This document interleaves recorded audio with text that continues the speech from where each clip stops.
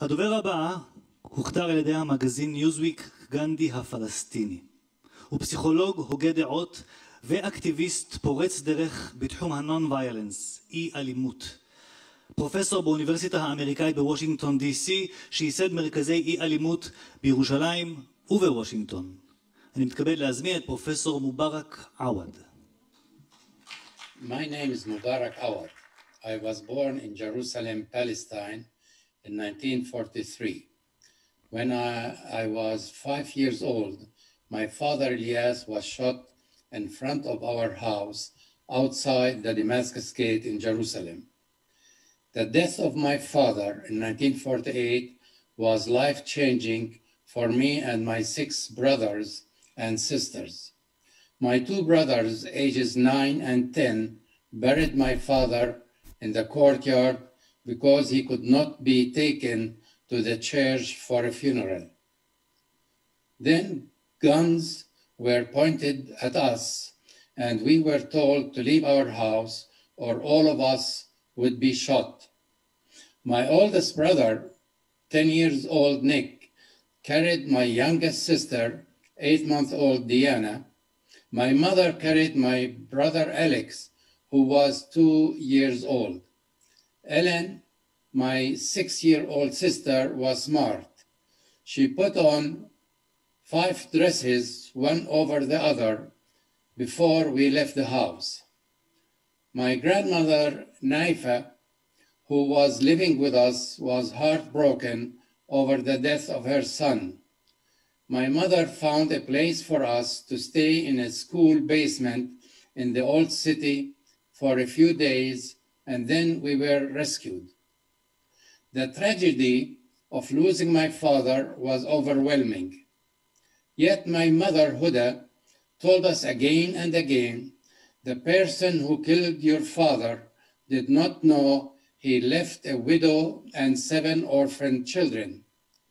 Do not carry a gun, do not shoot any human being, and do not seek revenge.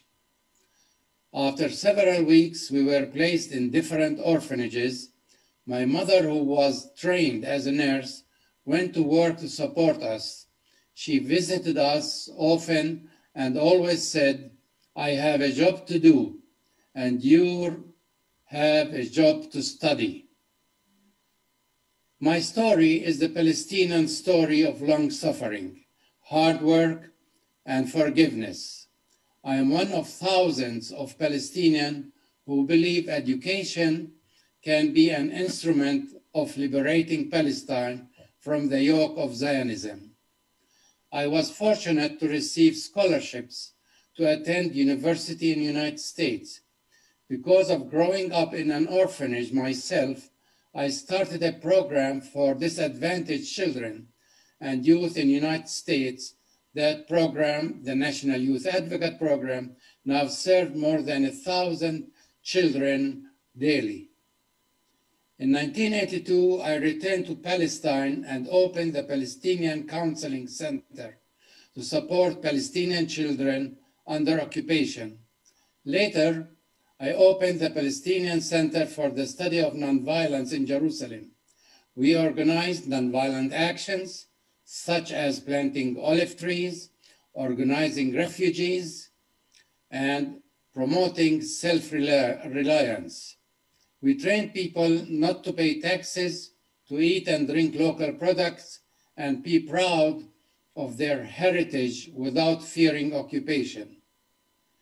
Because of this action, I was arrested many times. In 1988, during the first Intifada, I was imprisoned and then deported to the United States. I am no longer allowed to live in the place of my birth. I visit Jerusalem on a tourist visa.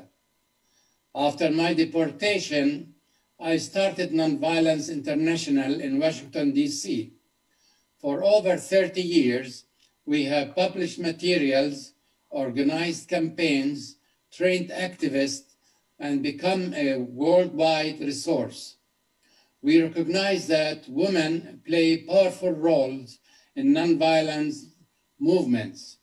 They were at the heart of Sudan's 2019 movement revolution to gain freedom from a 30-year dictatorship. And in India, women farmers have been organizing mass demonstrations, general strikes, and protests in record-breaking numbers. Elsewhere in Canada, the Canadians blocked a caravan of trucks hauling armored vehicles and weapons headed for Saudi Arabia. In Haiti, judges went on a strike and brought the court system to a grinding halt. These nonviolent campaigns are just a fraction of the story that remind us that ordinary people everywhere are striving for justice, peace, and fairness. We just need to look at the conflict in Northern Ireland or the end of the Soviet Union to see that peaceful resolutions to long-term conflicts are possible. I am very, very hopeful the Israeli-Palestinian conflict will be resolved non-violently. Many Israelis and Palestinians are introducing different thinking for all of us to consider. I know that we can learn to forgive and accept each other as members of the human race. We can end the idea that we are better than our neighbor. Let us look at each other, knowing that there is a light of faith in everyone, and we want it to shine. I would like to ask everyone to think of those brave women and men who are in jail and prisons around the world for protesting injustice, and remember the families whose loved ones were killed during their protest for freedom and justice. I want to thank the organizers of this event and those who supported it and sponsored it. Thank to all of you of committing to be part of this, for choosing not to be quiet, but to support nonviolent action. Thank you.